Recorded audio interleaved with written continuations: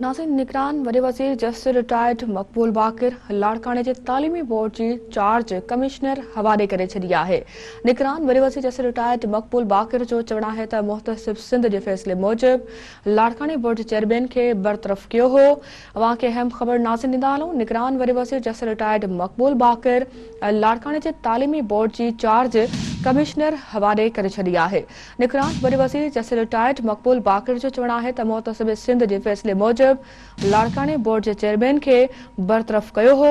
अवां खे अहम ख़बर ॾींदा हलूं। निगरान वरी वज़ीर जस्टिस रिटायर्ड मक़बूल बाक़िर लाड़काने जे तालीमी बोर्ड जी चार्ज कमिश्नर हवाले करे छॾी आहे।